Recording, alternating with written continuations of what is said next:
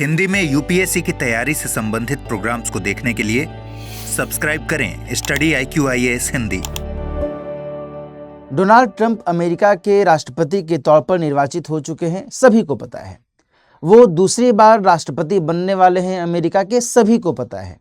और वो तीसरी बार भी राष्ट्रपति बनने की अपेक्षा कर रहे हैं। ये बात निकल करके सामने आ रही है।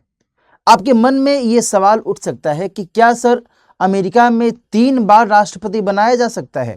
क्या वहां पर ऐसा कुछ प्रावधान है? क्या पहले कुछ ऐसा हुआ है? आज हम लोग इसी विषय को विस्तार से समझेंगे, जानेंगे। दोस्तों, जब हम बात करते हैं अमेरिका में राष्ट्रपति के कार्यकाल को लेकर के, तो फिर उससे संबंधित कई सारे महत्वपूर्ण ऐसे पक्ष रहे हैं, रोचक पक्ष रहे हैं, जो कि आपको जानने चाहिए। और हम ये भी समझेंगे कि अमेरिकी संविधान राष्ट्रपति का फिर से निर्वाचन करने के संदर्भ में क्या कुछ बातें कहता है। साथ ही हम लोग ये भी समझेंगे कि भारत के संविधान में भारत के राष्ट्रपति के पुनर्निर्वाचन के कॉन्टेक्स्ट में क्या कुछ प्रावधान उल्लिखित हैं। निश्चित तौर पर यह टॉपिक आपके पॉलिटी के दृष्टिकोण से और एक सामान्य जागरूकता के दृष्टिकोण से बहुत अधिक उपयोगी हो सकता है। तो वीडियो में अंत तक बने रहिएगा। इस सेशन को अपने दोस्तों के साथ भी शेयर कीजिएगा। इन बिटवीन कक्षा में जब हम लोग इस विषय को एक्सप्लेन कर रहे हैं, तो आप भी अपने कमेंट सेक्शन के जरिए ये बताने की कोशिश कीजिए कि आपका मत क्या कहता है, आपका पक्ष इस विषय में क्या कहता है कि क्या अमेरिका में 2 से अधिक बार राष्ट्रपति बनाया जा सकता है या नहीं बनाया जा सकता है, बनाया जाना चाहिए या नहीं बनाया जाना चाहिए।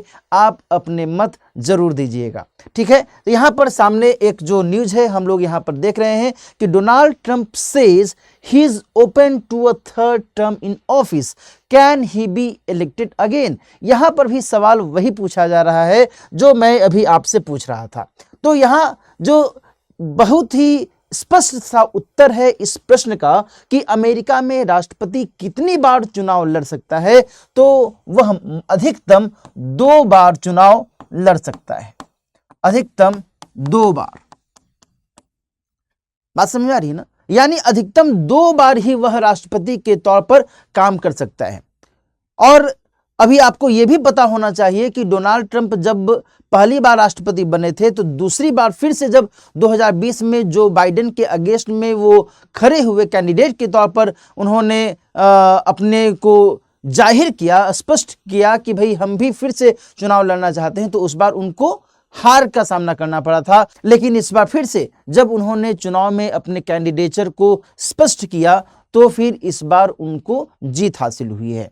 तो यहां पर जो एक सामान्य जानकारी है इस पूरे कंटेक्स्ट में, वो यही है कि इसके बाद 2025 से 29 तक का जो कार्यकाल रहेगा, उसके बाद फिर वो राष्ट्रपति नहीं बनेंगे, जो एट प्रेजेंट अमेरिकी संविधान कहता है उसके मुताबिक। दोस्तों ध्यान रखिएगा, यदि हम थोड़ा सा अमेरिका के इतिहास की ओर नज़र दौड़ाएं, तो हमें कुछ ऐसे महत्वपूर्ण उदाहरण मिलते हैं जिसमें हमें दिखता है कि कुछ ऐसे राष्ट्रपति हुए वहां पर जो 2 बार या फिर 2 से अधिक बार राष्ट्रपति के पद को सुशोभित किए थे।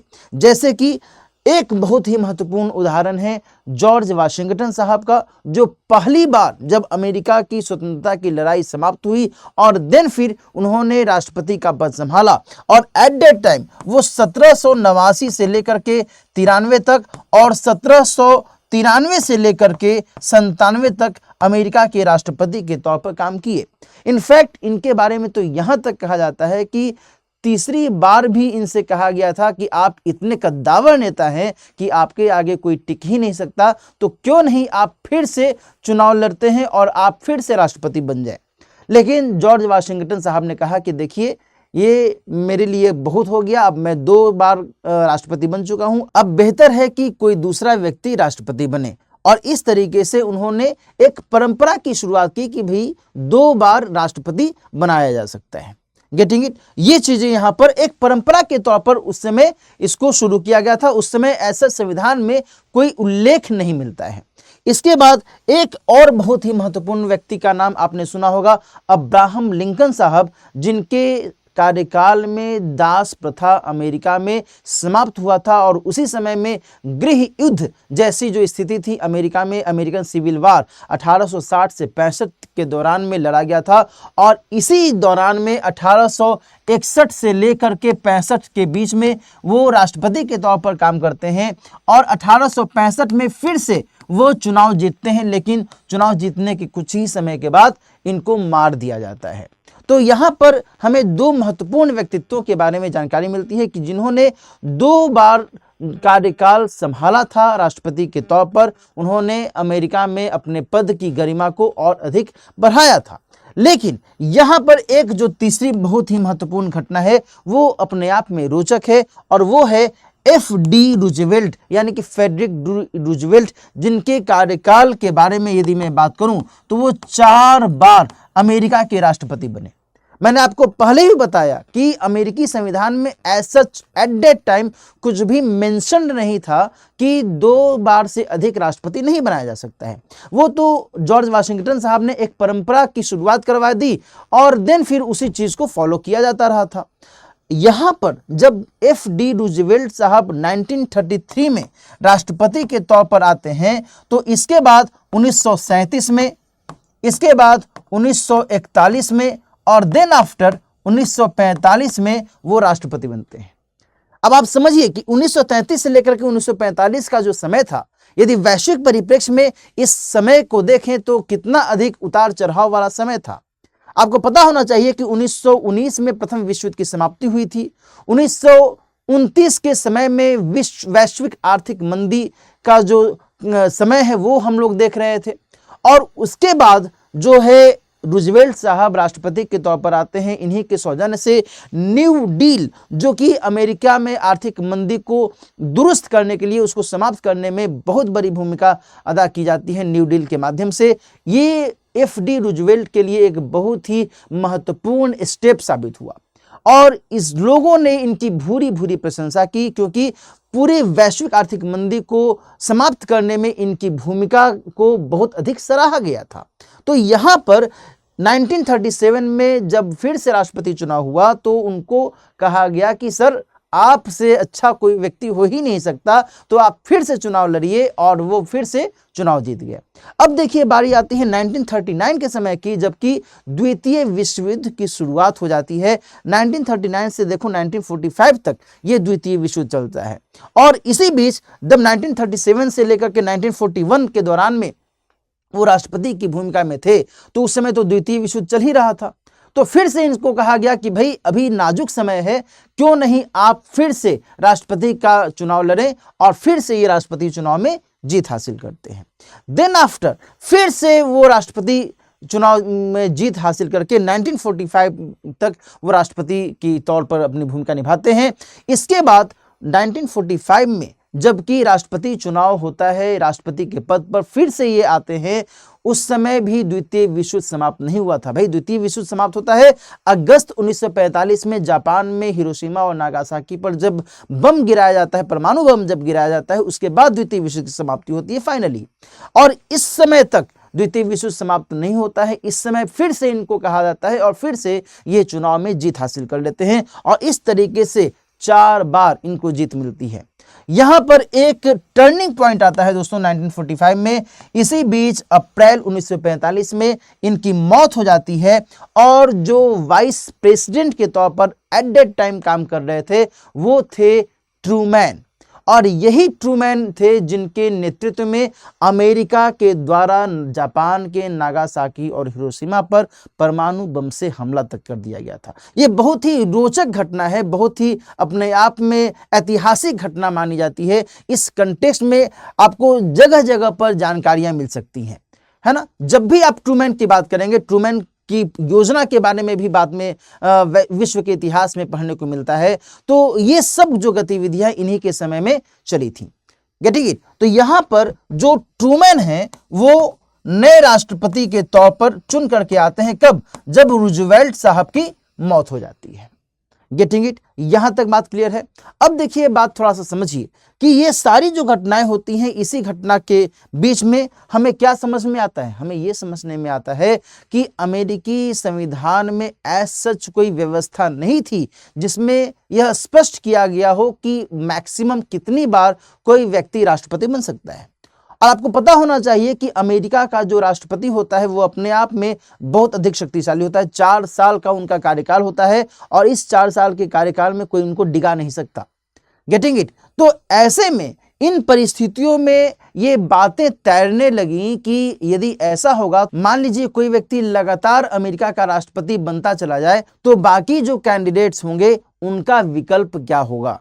और इसी दरमियान में फिर एक बहुत बड़ा स्टेप लिया जाता है। 1951 में एक संशोधन लाया जाता है, उसे 22वां संविधान संशोधन कहा जाता है।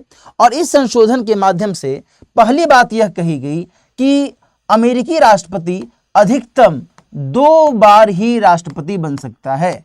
अधिकतम 2 बार ही राष्ट्रपति बन सकता है। कोई भी व्यक्ति जो भी राष्ट्रपति बनेगा वो मैक्सिमम 2 टाइम्स ही बनेगा, इसके अलावा नहीं बनेगा। ठीक है, ये बात यहां पर कही गई। दूसरी बात यह कही गई कि मान लीजिए कि कोई उपराष्ट्रपति है जो कि राष्ट्रपति बन गया। मान लीजिए कि राष्ट्रपति जी का निधन हो गया, राष्ट्रपति जी ने त्यागपत्र दे दिया, राष्ट्रपति जी के अगेंस्ट में महाभियोग पारित हो गया।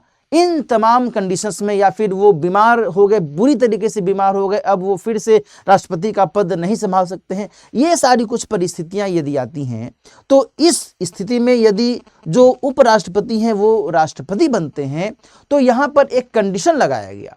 कंडीशन ये लगाया गया कि मान लीजिए कि यदि 2 वर्ष से अधिक का कार्यकाल ये उपराष्ट्रपति जी राष्ट्रपति के तौर पर संभालते हैं, 2 वर्ष से अधिक का कार्यकाल, गेटिंग इट? तो ऐसे में इनके इस कार्यकाल को एक टर्म मान लिया जाएगा। सावधानी से समझिएगा कि यदि उपराष्ट्रपति राष्ट्रपति बन जाता है और वैसे में भी 2 वर्ष से अधिक का कार्यकाल संभालता है, तो इस पूरे कार्यकाल को एक टर्म मान लिया जाएगा और इस आधार पर अगली बार जब भी वो चुनाव लड़ेगा तो मैक्सिमम 1 टर्म के लिए ही और चुनाव लड़ सकता है, क्योंकि इसका 1 टर्म तो यहां पूरा हो गया, तो मैक्सिमम 1 टर्म और वो चुनाव लड़ सकता है, इसके बाद वो चुनाव नहीं लड़ेगा। ये सारी जो व्यवस्थाएं हैं ये अमेरिकी संविधान में 22वें संविधान संशोधन के माध्यम से स्पष्ट कर दी गई। उसी के बाद इसे एक कानूनी रूप दे दिया गया। यहां तक बात आपको क्लियर हो गई होगी कि किस तरीके से अमेरिका में राष्ट्रपति के कार्यकाल को लेकर के जो एक प्रावधान है वो हमें देखने को मिलते हैं। अब बात आती है कि अभी जो बात चल रही है कि डोनाल्ड ट्रंप क्या फिर से तीसरी बार राष्ट्रपति बन सकते हैं, इन सब के बावजूद क्या कोई ऐसा सच विकल्प है? तो यहां पर उत्तर है कि हां, विकल्प तो है ना। देखो यहां पर मुझे यशपाल की दिव्या नामक उपन्यास की एक बात याद आती है। यदि आप में से कोई हिंदी साहित्य का विद्यार्थी रहा हो और दिव्या नामक उपन्यास आपने पढ़ा हो, तो उसके प्राकथन में, उसके सबसे शुरुआती पेज में उसके लेखक यशपाल ने एक बहुत ही महत्वपूर्ण बात कही है। उसमें उन्होंने कहा है कि मनुष्य अपने लिए ही नियम बनाता है और अपने लिए ही नियमों में संशोधन करता है। ऐसा नहीं है कि कोई सुपर नेचुरल पावर आकर के उसमें संशोधन करता है। तो कुछ वैसी ही बातें यहां पर भी लागू होती हैं। अरे भाई, 22वां संशोधन जो किया गया 1951 में अमेरिकी संविधान में, वो तो अमेरिका के 2 लोगों के द्वारा ही किया गया ना। ऐसा तो है नहीं कि किसी दूसरे ग्रह से लोग आए। तो यदि विकल्प है तो उस विकल्प को लेकर के भी बात की जा सकती है। तो विकल्प तो है ही। ऐसा नहीं है कि 22वां संशोधन किया गया तो अब वो एकदम ब्रह्मा का लकीर हो गया, अब उसमें कुछ भी फेरबदल नहीं किया जा सकता है। किया जा सकता है। अब एक नया संशोधन लाया जा सकता है। नए संशोधन के माध्यम से कुछ नई बातें की जा सकती हैं, है कि नहीं? तो यहां पर अमेरिकी कांग्रेस के स्तर पर, जो कि अमेरिका की संसद के तौर पर काम करता है, इस कांग्रेस के जो भी दोनों सदन हैं, हाउस ऑफ रिप्रेजेंटेटिव और सीनेट, इन दोनों के द्वारा उस संशोधन को पारित करवाना होगा कि भाई ये जो संशोधन 1951 में था उसे हम रिपील करते हैं, वापस लेते हैं, और इस आधार पर जब ये पारित कर दिया जाएगा तो इसे स्वीकृत भी करना होगा, पास करके अप्रूव करके, और देन फिर एक और स्टेप से गुजरना होगा, और वो होगा कि जो अमेरिका के 50 राज्य हैं, इन राज्यों के कम से कम 3/4 जो राज्य हैं इनके द्वारा भी इसके पुष्टिकरण की जो व्यवस्था है वो की जाएगी, यानी इनके द्वारा भी इसे रेटिफाई किया जाएगा। और देन फिर जब ये सारा कुछ हो जाएगा तभी जाकर के जो यह संशोधन है वह लागू हो सकता है। बात समझ में आ रही है ना? ये सारे प्रावधान जो हैं अपनाने की आवश्यकता होगी। लेकिन यदि हम वर्तमान परिस्थितियों की बात करें तो दोस्तों, वर्तमान परिस्थिति में ये सारा जो काम है, ये सारा काम इतना आसान नहीं है। ये एक लेंदी प्रोसेस है, ये टाइम टेकिंग प्रोसेस है। Getting it? ऐसा नहीं है कि चुटकियों में कुछ भी हो जाएगा, नहीं, ये संभव नहीं है। तो ऐसे में एट प्रेजेंट जो वस्तु स्थिति है वो यही है कि डोनाल्ड ट्रंप ने बेशक ये बातें कह दी हैं, लेकिन यदि हम यथार्थ के धरातल पर इसको तौलें तो ऐसा संभव नहीं है कि वो 2025 से 29 के अपने कार्यकाल के बाद फिर से तीसरे कार्यकाल में राष्ट्रपति बन सकें।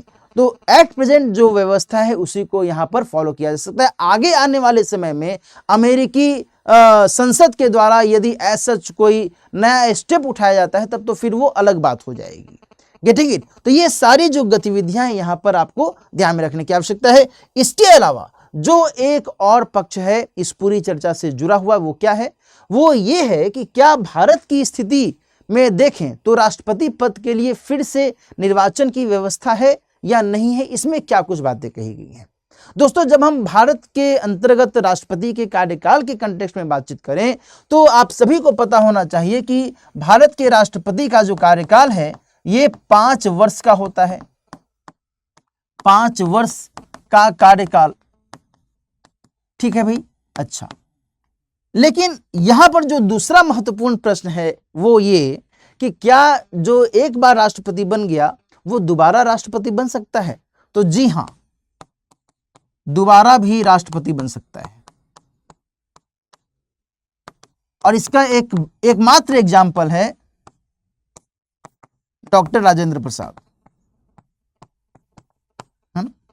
डॉक्टर राजेंद्र प्रसाद ही एकमात्र एग्जाम्पल हैं जो कि भारत के राष्ट्रपति 2 बार बने हैं, है ना? राजेंद्र प्रसाद। हालांकि मैं यहां पर आपको यह भी स्पष्ट कर दूं कि जो 2 बार राष्ट्रपति की बात मैं कह रहा हूं वो उनका पूर्ण कार्यकाल था, क्योंकि जब 26 जनवरी 1950 को भारत का संविधान लागू हुआ तो एट दैट टाइम ऑल्सो वो राष्ट्रपति के तौर पर काम कर रहे थे और राष्ट्र प्रमुख की भूमिका में वो रहे थे। तो 1950 से 26 जनवरी 1950 से 1952 तक उनकी यह स्थिति देखी जाती है। देन आफ्टर 1952 से लेकर 57 और 1957 से लेकर 1962 तक के 5-5 वर्ष के कार्यकाल को भी उन्होंने संभाला था। तो यहाँ डॉक्टर राजेंद्र प्रसाद ही भारत के राष्ट्रपति के कार्यकाल के इतिहास में एकमात्र ऐसे व्यक्ति दिखते हैं। इसके अलावा फिर से मैं आपको बताऊं कि दोबारा तो राष्ट्रपति बन ही सकता है, क्या तिबारा राष्ट्रपति बन सकता है? तो फिर से मैं इसका उत्तर दूंगा कि हां, तिबारा भी राष्ट्रपति बन सकता है। तिबारा भी राष्ट्रपति बन सकते हैं। तिबारा समझ रहे हो ना? 3rd टाइम राष्ट्रपति बन सकते हैं।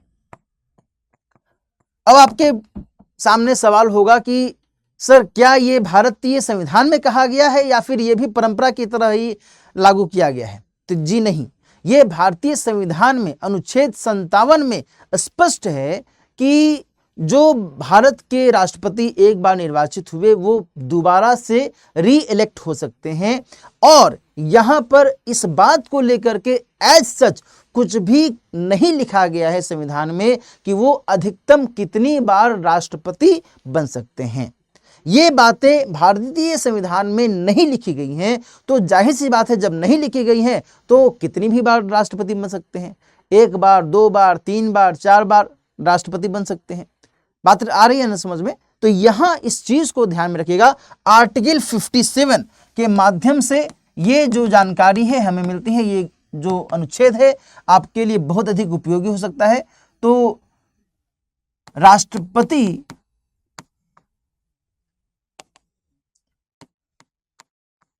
राष्ट्रपति का पुनः निर्वाचन संभव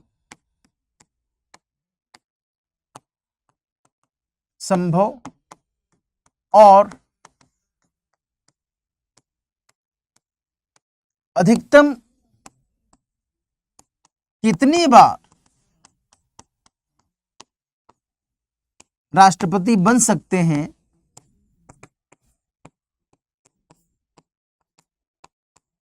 यह उल्लिखित नहीं है ना। मैंने ये बातें लिख भी दी हैं ताकि आपको एकदम क्लैरिटी रहे, स्पष्टता रहे। Get it. अब मेरे ख्याल से आप इस पूरी व्यवस्था को समझ रहे होंगे। अमेरिका में राष्ट्रपति को लेकर के, राष्ट्रपति के कार्यकाल को लेकर के क्या कुछ प्रावधान है, इसका इतिहास क्या कुछ कहता है, क्यों 22वां संशोधन 1951 में लाया गया था, उसके बाद की क्या परिस्थितियां रही, एट प्रेजेंट क्या अमेरिका में विकल्प उपलब्ध है राष्ट्रपति के कार्यकाल को लेकर के, और भारतीय संविधान में राष्ट्रपति के कार्यकाल में पुनर्निर्वाचन से संबंधित या फिर 2 टर्म 3 टर्म को लेकर के क्या कुछ बातें देखी जा सकती हैं, इन सभी के बारे में मैंने विस्तार से आपके साथ चर्चा की है। निश्चित तौर पर इससे आपको लाभ मिलेगा इस पूरी टॉपिक को समझने में। आज की चर्चा दोस्तों हम लोग यहीं पर समाप्त करते हैं। इसके अलावा फिर से मैं आपको एक जानकारी दे दूं कि P2I लॉन्ग टर्म बैच की शुरुआत की गई है, और यदि आप इस बैच को ज्वाइन करना चाहते हैं, जीएस की संपूर्ण तैयारी बेसिक से लेकर एडवांस तरीके से करना चाहते हैं, आपको लगता है कि आपको जीएस के विभिन्न विषयों में बहुत अधिक बेहतर तरीके से तैयारी करने की ज़रूरत है, समझ विकसित करने की ज़रूरत है, तो फिर आप हर एक विषय के ABC से लेकर के Z तक की जानकारी प्राप्त करने के लिए इस लॉन्ग टर्म बैच का हिस्सा बन सकते हैं। ध्यान रखिएगा, इसमें एडमिशन लेने के लिए आप दिलीप लाइव कोड का इस्तेमाल करते हैं तो मात्र 33,999 रुपए में इस कोर्स से जुड़ सकते हैं, और इसके जरिए अपनी परीक्षा की तैयारी को और बेहतर रूप प्रदान कर सकते हैं। ध्यान रखिएगा दोस्तों कि इसमें एडमिशन की जो अंतिम तिथि है वो 15 नवंबर निर्धारित है, यानी कि कल तक ही इसमें एडमिशन की अंतिम तिथि निर्धारित की गई है। इसलिए यदि आप इस कोर्स को ज्वाइन करना चाहते हैं तो एज सुन एज पॉसिबल इस कोर्स में आप एडमिशन ले सकते हैं। इसके अलावा यदि आप सिविल सेवा परीक्षा की पुस्तकों को लेकर के चिंतित हैं कि कौन सी पुस्तक पढ़ी जाए, कौन सी पुस्तक छोड़ी जाए, कौन सी पुस्तक में हमें सभी जानकारियां, महत्वपूर्ण जानकारियां बेहतर तरीके से, व्यवस्थित तरीके से मिल सकती हैं, तो इस रिगार्डिंग स्टडी IQ IAS के द्वारा सामान्य अध्ययन की 18 हिंदी पुस्तकों का सेट आपके लिए उपलब्ध है। वर्तमान में ग्रेट लर्निंग फेस्टिवल के खास मौके पर आपको ये सेट मात्र 4299 रुपए में मिल सकता है। दिलीप लाइव कोड का इस्तेमाल करते हुए इसके जरिए सभी विषयों के जो भी महत्वपूर्ण किताबें हैं वो आपके घर पहुंचाई जा सकती हैं, और इसके जरिए आप अपनी तैयारी को और बेहतर रूप प्रदान कर सकते हैं। तो इसी तरीके से अपनी तैयारी करते रहिए, अच्छे से पढ़ते रहिए। फिर से मिलते हैं किसी और टॉपिक के साथ। अपना ख्याल रखिए, और साथ ही यदि आप मुझसे जुड़ना चाहते हैं तो मेरा ये टेलीग्राम ID है, इसको सब्सक्राइब कर लीजिए। मेरा ये इंस्टाग्राम चैनल है, इसको आप फॉलो कर सकते हैं। यदि कोई सवाल है तो आप मुझसे इस मेल ID के जरिए पूछ भी सकते हैं। मिलते हैं फिर, अपना ख्याल रखिए। All the best. हिंदी में UPSC की तैयारी से संबंधित प्रोग्राम्स को देखने के लिए सब्सक्राइब करें स्टडी IQ IAS हिंदी।